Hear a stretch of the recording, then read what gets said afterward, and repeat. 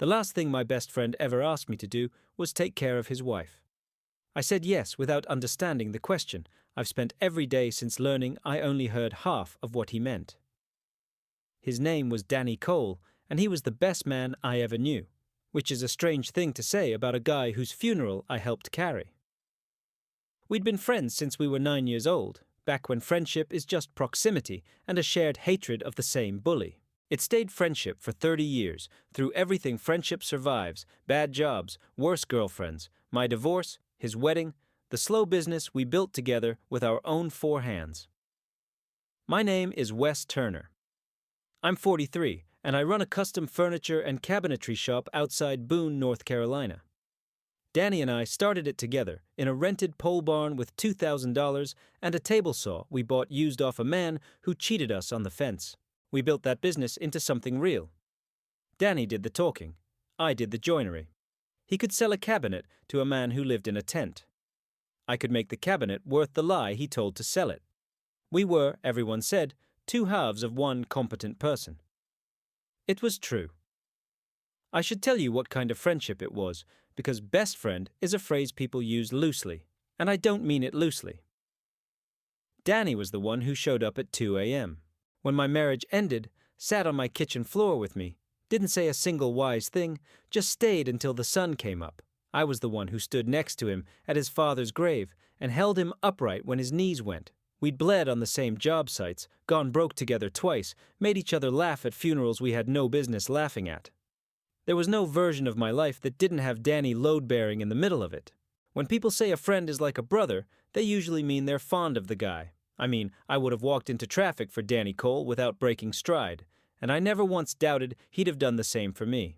He proved it, in the end, by using some of his last breath to make sure I wouldn't be alone after he was gone. That's the kind of friendship it was. Keep it in mind. It's the whole foundation of everything that comes next. Danny married Nora 8 years before he died. I want to be honest about Nora from the start, because the whole thing turns on it. When Danny brought her around the first time, I liked her immediately and then made myself stop, the way you do with your best friend's girl. She was funny in a dry way that snuck up on you, patient with Danny's chaos in a way I admired, and kind to me in the specific way that good wives are kind to their husband's lonely friend. She set an extra place, remembered how I took my coffee, never once made me feel like the third wheel I technically was. For 8 years, I ate Sunday dinner at their table more weeks than not. I was the uncle to their 2 kids. I was family without the paperwork, and I never, not once, let myself think about Nora as anything but Danny's wife. I want that on the record, too. Whatever came later, there was never a single day of Danny's life where I looked at his wife wrong. He was my brother. She was his. That was the whole architecture of my life, and I never touched a single load-bearing wall of it. Then Danny got sick. It was fast, the way the bad ones are. A cough that wouldn't quit, a doctor's visit he almost skipped, and then a word none of us were ready for. And then 8 months of watching the strongest man I knew get smaller. I closed the shop 3 days a week to drive him to treatments. I learned the nurses' names. I sat in a lot of waiting rooms, holding a lot of bad coffee, and Nora sat beside me, and grief did the thing grief does. It welded us together in a foxhole neither of us had chosen. I want to describe those 8 months, because they're where the real story lives, even though nobody ever tells this part. When someone is dying slowly, the people who love them form a kind of crew. You learn each other's rhythms. Nora learned that I couldn't handle the days Danny was in real pain and needed someone to just be practical. So she took those days, and I took the days he wanted to talk, to tell the old stories, to laugh, because I could laugh with Danny even at the end and she couldn't yet. We traded shifts of grief without ever discussing it. She'd text me at 3 a.m. He's asking for you. He wants to talk about the pole barn. And I'd drive over in the dark and sit with my dying friend, and we'd talk about a table saw we bought 30 years ago from a man who cheated us. And Danny would laugh until it hurt him. And I'd drive home at dawn and open the shop and build cabinets with my hands shaking. Somewhere in those 8 months, Nora and I became something I didn't have a word for. Not romance. There was no romance in it. Not then. There was no room. We were both entirely consumed with loving the same dying man. But we became a unit, a team. Two people carrying the same unbearable thing, learning to hand it back and forth so neither of us dropped it. That kind of closeness doesn't have a name. It's deeper than friendship, and it isn't love. And it's forged in a fire most people never stand in. And Danny watched us do it, from his bed in the living room, with an expression I mistook for gratitude and now understand was something more like a matchmaker's satisfaction. He saw us become a crew, and I think, lying there running out of time, he did the math on what a crew like that becomes after the fire goes out. He did the math faster than either of us. That was Danny. He always did hear the whole of things. Near the end, when the hospital sent him home because there was nothing left to try, Danny asked to talk to me alone. Nora took the kids to her sister's. I sat in a chair beside his bed in the living room they'd converted, and my best friend of 34 years, down to almost nothing, took my hand in his and said the thing I've replayed every day since. I need you to promise me something, Wes. Anything. You know that. Take care of them, Nora and the kids. His grip was weak, but he meant it with his whole remaining body. Not money. She's got money. I fixed all that. I mean, be there. Don't disappear because it's sad. Everybody disappears because it's sad. Promise me you'll be the one who stays. I promise, I said. I'll always be there. You know I will. I meant it the way you mean a thing you don't fully understand. I thought he was asking me to be a good uncle, to keep the porch light on, to be the reliable man in the background of a widow's life, the one who fixes what breaks and disappears politely between crises. I thought I understood the shape of the promise, and I said yes to that shape. Danny looked at me for a long moment. He'd always been able to see straight through me. 34 years of friendship gives a man that kind of X-ray vision. And I watched him register that I'd agreed to something smaller than what he'd asked. I watched a flicker of frustration cross his wasted face, the frustration of a man running out of time trying to say a large thing to someone determined to hear a small one. And then he said something I didn't understand until much, much later. I know you will, he said. That's not what I'm afraid of. A ghost of the old grin. I'm afraid you'll be there for the wrong reasons, out of guilt, like it's a debt. His eyes held mine. Don't take care of my family like it's a job I left you, Wes. Take care of them like they're yours to love. Because they are. They've always been. You just never let yourself know it. I didn't know what to say to that. So I said, Get some rest, Danny. He smiled like I'd proved his point. There it is, he said softly. You always did hear the easy half of things. He died 4 days later. I carried his casket, and I kept my promise, the easy half of it, for a year and a half before I understood he'd been trying to give me permission for the hard half all along. I kept the promise the way you'd expect a decent man to keep it. I stayed. I mowed Nora's lawn because Danny used to. I fixed the things that broke because fixing things was the only language of love I'd ever been fluent in. I showed up for the kids. Danny's son Eli was 10. His daughter Ruby was 7. At every recital and game and terrible school play, sitting in the seat their father should have been in, clapping loud enough for 2 men. I ran the shop alone and drove out to their place 3 or 4 evenings a week to be, as Danny had asked, the one who stayed. And I was careful. God, I was careful. I never stayed too long. I never came without a reason, a repair, a delivery, a thing to drop off. I treated Nora with a formal, respectful distance that I told myself was decency, and I now understand was fear. Because somewhere in that year and a half, the thing Danny had seen before I did started to surface, and it terrified me. I started to notice that the best part of my week was pulling into their driveway. I started to notice that I saved up stories to tell Nora, that I remembered things she'd said, that I'd catch myself in the shop building something small and unnecessary just so I'd have a reason to drive out. I noticed that when Nora laughed, the real one, the dry one that Danny used to chase, something in my chest that had been dead since the funeral would light up like a pilot flame. And every time I noticed, I slammed the door on it. Hard, because Nora was Danny's. Because grief makes people crazy, and I refused to be a man who took advantage of a foxhole, because the promise I'd made was to protect this family, and how could I claim to protect them while feeling that? So I did the coward's version of keeping a promise. I stayed, but I stayed at arm's length. I was there for every practical thing and absent for every real one. I gave Nora a handyman and called it a brother. She let me get away with it for a year and a half. Then, on an ordinary Thursday in the workshop Danny and I had built, Nora Cole finally called me on it. She came to the shop, which she almost never did. It was Danny's and my place, sawdust and old radio and the smell of cut cherry.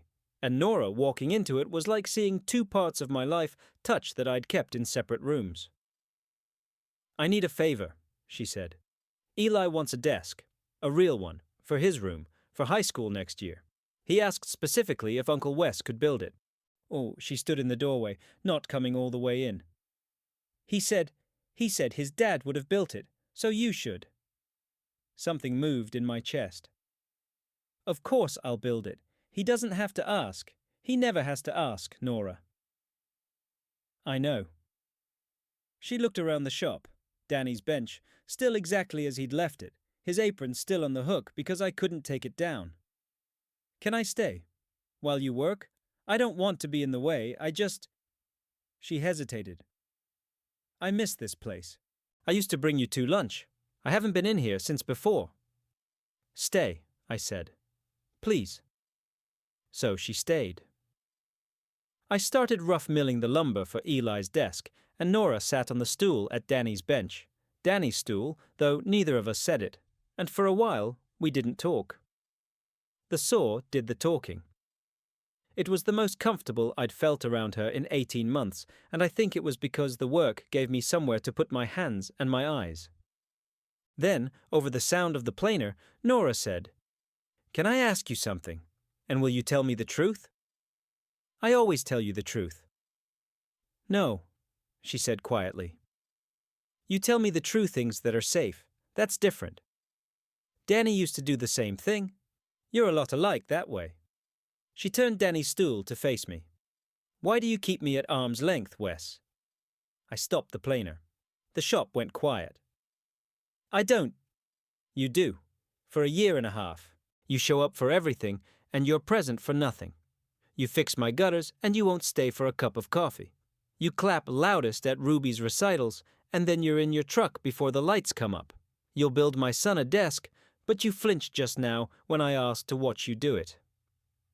Her voice wasn't angry, it was tired, and something underneath the tired that I was afraid to name. "You keep the promise you made to Danny like it's a restraining order. Stay this close, no closer. And I've let you, because I've been drowning and you were the only steady thing in reach. But Eli asked for that desk, and it made me realize I don't want a handyman who used to be my husband's friend.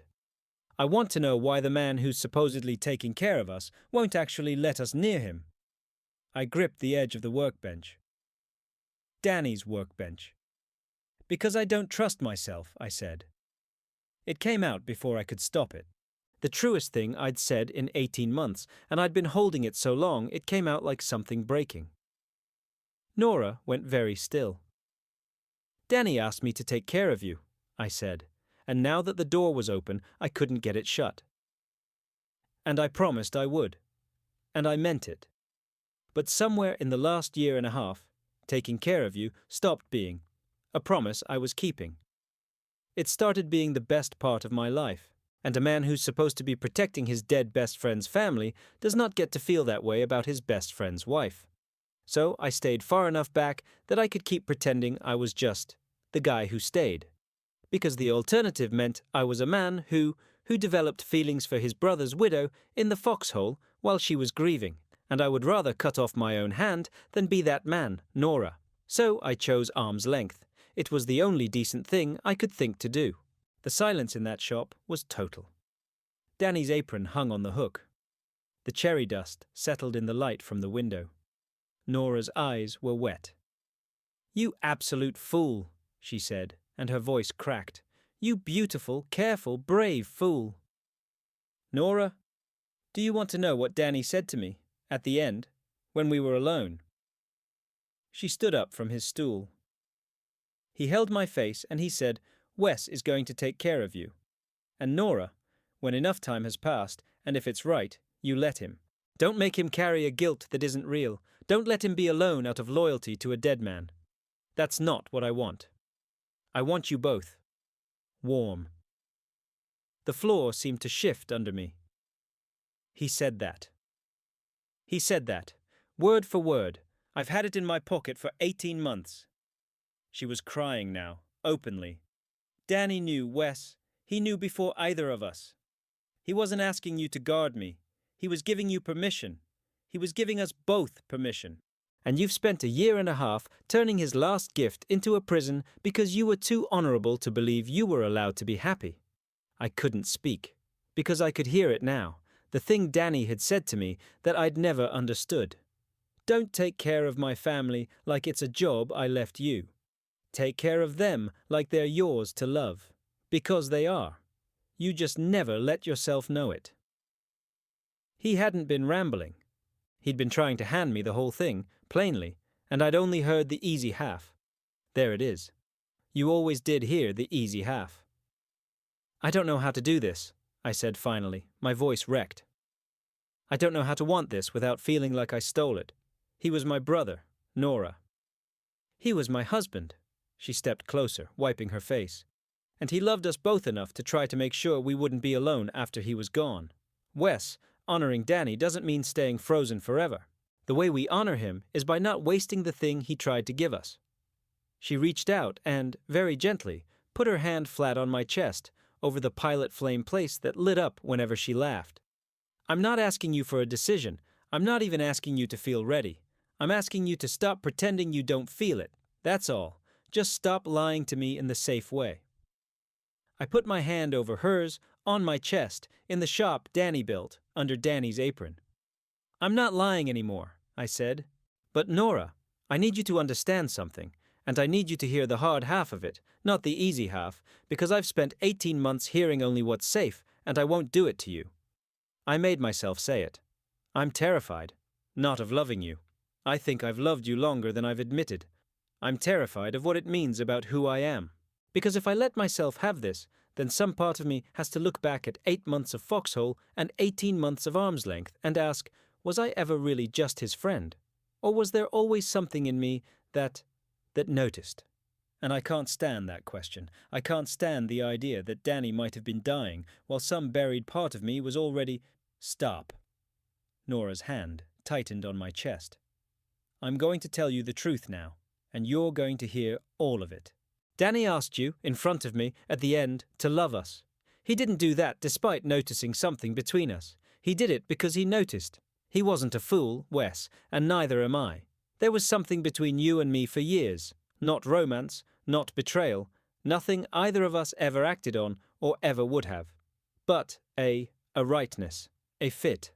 Danny saw it before we did, and it never once threatened him, because he trusted us both completely, because we never gave him a single reason not to.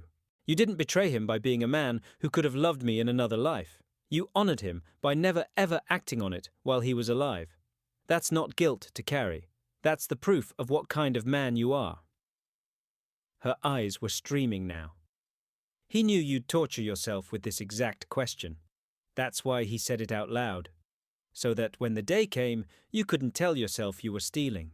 He handed it to you on purpose with his last words, so your honor would have nothing to argue with. I stood there in the sawdust with her hand on my chest, and I felt 18 months of a specific, secret, corrosive guilt just dissolve. Because she was right. Because Danny had, in fact, disarmed exactly this. He'd known me well enough to know I'd need permission not just to act, but to forgive myself for being able to. And he'd given it. In advance. Because he was the best man I ever knew. He really was smarter than both of us, I said, my voice wrecked. He really was. Nora laughed through the tears. It's very annoying. He's going to be insufferable about this in heaven. And for the first time in 18 months, I didn't drive off before the lights came up. We didn't do anything that day. I want to be clear about that. We sat in the shop, and we talked, really talked. No arm's length, no safe true things, until the light went gold and then grey. We talked about Danny. We cried about Danny. We laughed about Danny, which felt better than the crying. And when Nora left, I didn't kiss her, and she didn't ask me to, because we'd both loved the same man, and we knew that some things you don't rush. But something had come unlocked, and we both knew that too. I finished Eli's desk over the next 3 weeks, and I let myself take my time, because I understood now that taking my time and staying at arm's length were not the same thing. One was fear, the other was care. Danny had tried to teach me the difference with his last breath, and I'd finally started to learn it. We took it slow, painfully slow, for the kids' sake, mostly. Eli was 14 and watchful, Ruby was 11 and had lost her father, and could not afford to lose her sense of solid ground. We were both old enough, and had both loved Danny enough, to know that whatever we built had to be built on rock, in daylight, with nothing hidden. But not everyone was going to give us the daylight. The first crack came from a direction I didn't expect: the business. Danny and I had built the shop as equal partners, 50-50, on a handshake, and then, because Danny was smart about the things that mattered, on paper. When he died, his half of the business went to Nora. That had never been a problem. Nora was a silent partner. She trusted me to run it the way Danny and I always had, and the arrangement ran itself, until a man named Curtis Vale entered the picture. Curtis was a developer, the kind who wears expensive boots that have never seen a job site. He'd been buying up commercial property along our stretch of road, and he wanted the shop, the building, the land, the location. He made an offer, a real one, a big one, more money than Danny and I had seen in 30 years of joinery. And because Nora owned half, he needed both our signatures to make it happen. I said no before he finished the sentence. That shop was Danny. It was his apron on the hook and his initials on the workbench and 30 years of our life. It was not for sale at any price. But Curtis was clever. When I turned him down flat, he went around me. He went to Nora. I found out because Nora told me, immediately, that same night, which should have told me everything about the woman I was too scared to love. She called me and said, "Curtis Vale came to the house today. He offered me a number, Wes. For my half. He said you were being sentimental and standing between me and my kids' college funds. He said Danny would want me to be practical." Her voice was careful. He implied things about you and me. He said people were talking, and that it might be cleaner for everyone if I sold my half, and you and I stopped being business partners on top of whatever else we are. My stomach turned to ice. Because it was a good trap. It was a beautifully built trap. If Nora sold her half to Curtis, I'd lose the shop or be forced into business with a shark.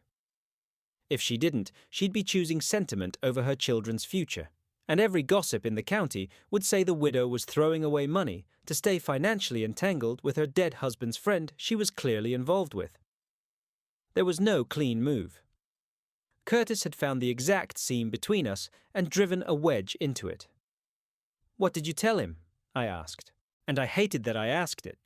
I hated the small, cowardly voice in me that wondered if she'd take the money, if the practical thing would win, if I was about to lose the shop and the woman in the same phone call. Nora was quiet for a moment. Then she said, "I told him to get off my porch. And then I told him that my husband built that shop with his best friend, and that it wasn't a building to me. It was the last place Danny was fully himself, and that I'd burn the money before I'd let a man in. Clean boots turn it into a strip mall." A breath. And then I told him that if he ever again used my children as leverage to imply something ugly about the man who's been showing up for those children every single day since their father died, I'd make sure everyone he wanted to do business with in this county knew exactly what kind of man he was. I couldn't speak for a second. "You'd give up that much money," I said finally. "For a building. For sentiment." "It's not sentiment, Wes." Her voice was fierce and low. "It's Danny. And it's you. And it's the fact that I am done letting other people tell me what the practical thing is. Everyone's been telling me the practical thing for 2 years. The practical thing is to move on. The practical thing is to sell the house. The practical thing is to not get involved with my husband's best friend. I'm done being practical. I'd rather be right." A pause, softer. The shop isn't for sale. Not my half, not ever. Curtis Vale can build his strip mall on someone else's grief. I drove to her house that night. I didn't have a reason. No repair, no delivery, no arm's-length excuse. I just drove over because I needed to see her face when I said what I was going to say. You just turned down more money than Danny and I made in 30 years, I said, standing on her porch. To keep half of a furniture shop that mostly breaks even. Do you understand what you did? I understand exactly what I did. Nora. My voice broke. Nobody's ever chosen me over the practical thing. Not once in my whole life. My ex-wife left because I was, her words, a man who'd rather be right than rich. And you just... I couldn't finish it. Nora stepped out onto the porch and took my face in both her hands, the way she'd once told me Danny had taken hers. I didn't choose the shop over the money, she said. I chose you. I've been choosing you for a while now. You're just the last one to notice, same as always. She smiled, wet-eyed. You always did hear the easy half of things. That was the night I stopped being able to pretend, even to myself. Curtis Vale, of all people, had done us a favor. He'd forced Nora to say out loud, with money on the table, exactly where she stood. And where she stood was next to me. Curtis sold his properties elsewhere and left the county within the year. I heard the strip mall went up 2 towns over. I hope it does terrible business. That's not charitable of me. I don't care. The bigger problem had a name, and the name was Frank.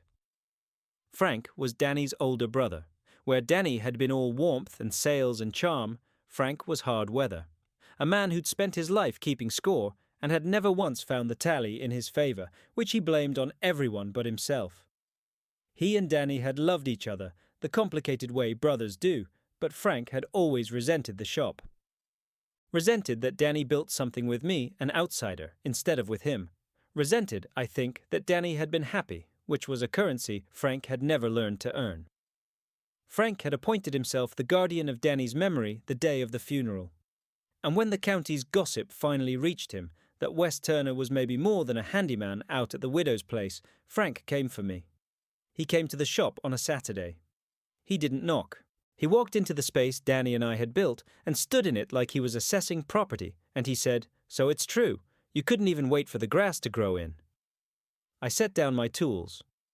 Frank, my brother's not gone 2 years, and you're moving in on his wife, in his own house, raising your, your ready-made family.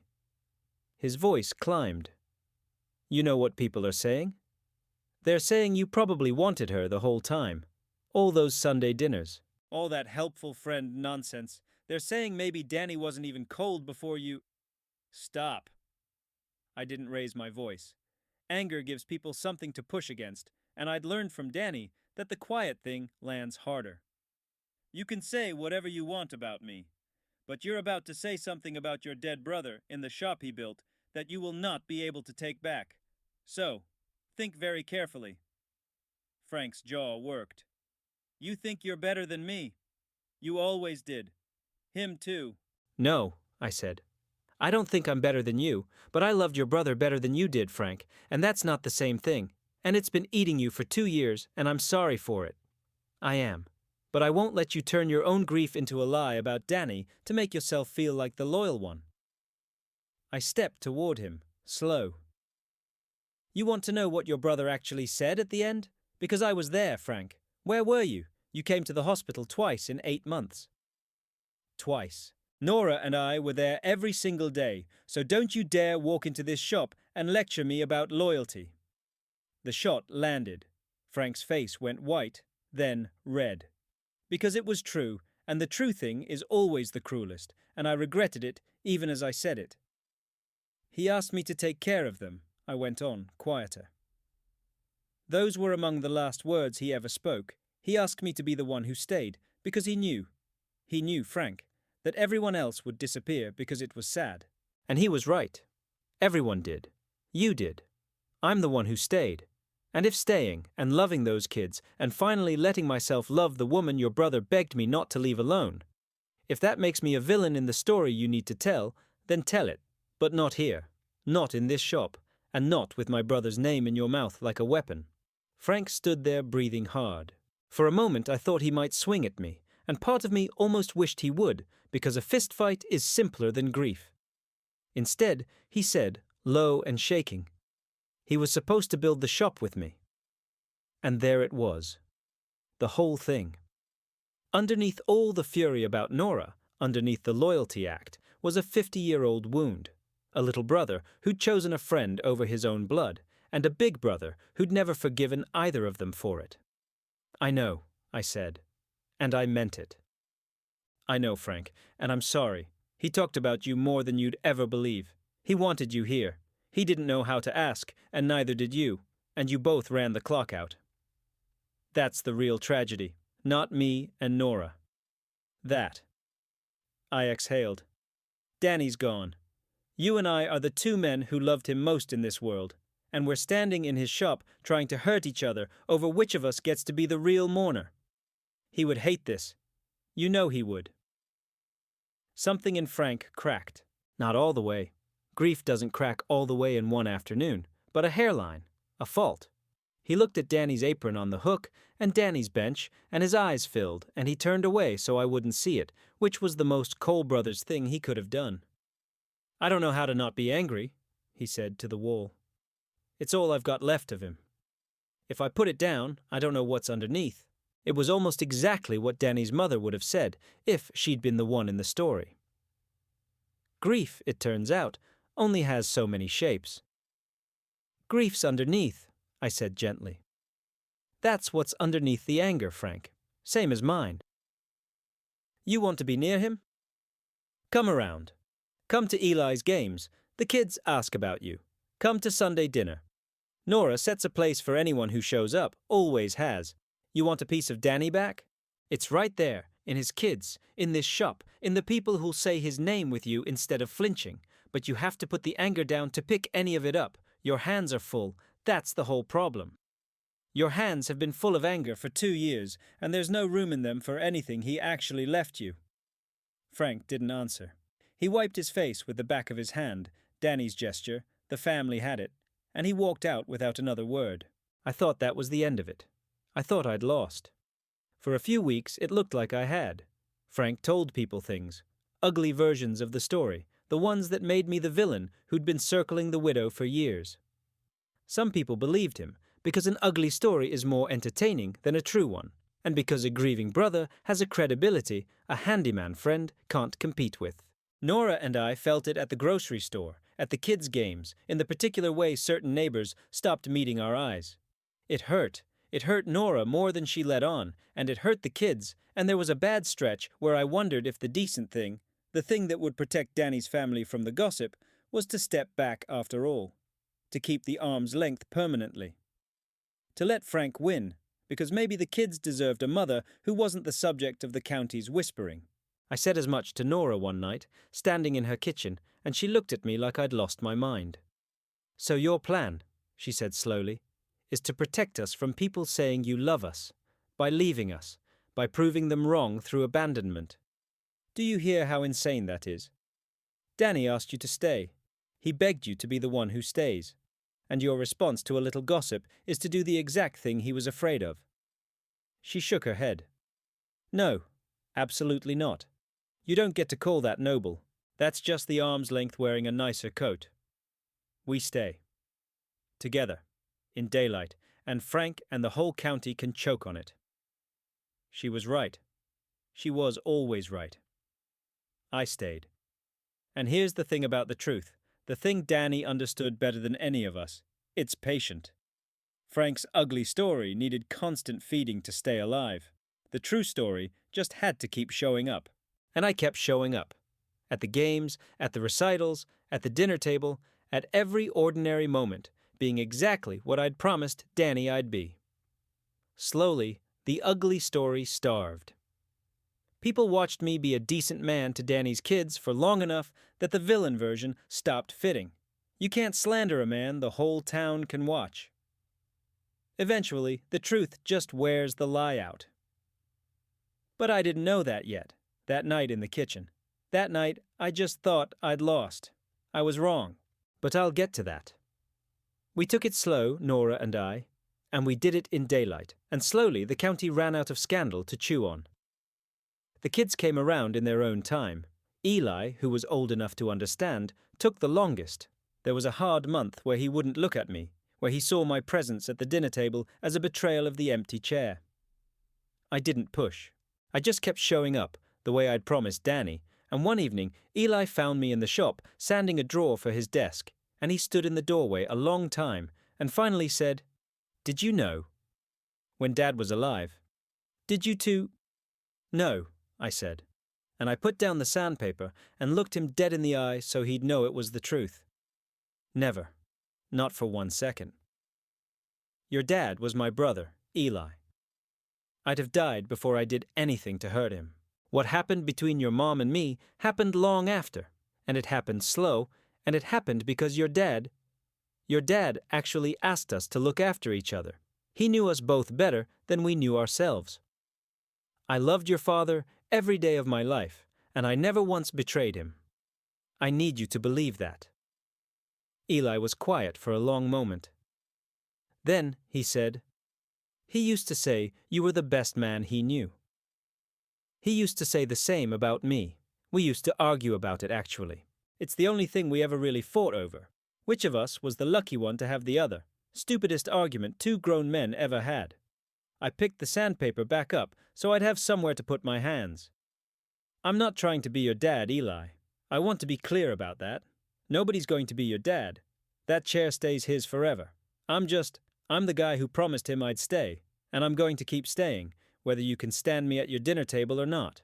You don't have to like this, you don't even have to understand it yet, but you're stuck with me either way, because I gave your father my word, and I don't break my word to Danny Cole. Eli looked at the desk I was building him, his father's craft, passed down through the closest thing to a second father he had left. "The desk's really good," he said. It wasn't about the desk. We both knew it. It was the first door opening. He started coming out to the shop after that. Not often, and not with any announcement. He'd just appear in the doorway after school some days, drop his backpack, and pick up a piece of sandpaper without a word. I taught him joinery the way Danny and I had taught ourselves, the way Danny would have taught him if he'd had the years. Dovetails, mortise and tenon, how to read grain, how to let the wood tell you what it wanted to be. It was the language of love the men in that family spoke, not words, but work, hands on wood, making something that would outlast you. Danny had loved through work. Now his son was learning to, at his father's bench, from his father's best friend. Some inheritances don't show up in the will. One afternoon, months in, Eli was fitting a drawer he'd built mostly himself, and it slid home clean and true on the first try, and he stepped back and looked at it. And without meaning to, he said, "Dad, would have liked that." And then his face crumpled, because he'd said it out loud, and I put down my tools, and I didn't say anything wise. I just stood next to him and looked at the drawer his father would have liked, and we let Danny be in the room with us. That was the day I stopped being the man his mother was seeing and started being family. Real family. The kind you build with 4 hands. The building of us happened in small pieces after that, the way real things do. Ruby, young enough to be uncomplicated, started calling me at bedtime to say goodnight, and the first time she did, I had to hand the phone to Nora and go stand in the yard for a minute.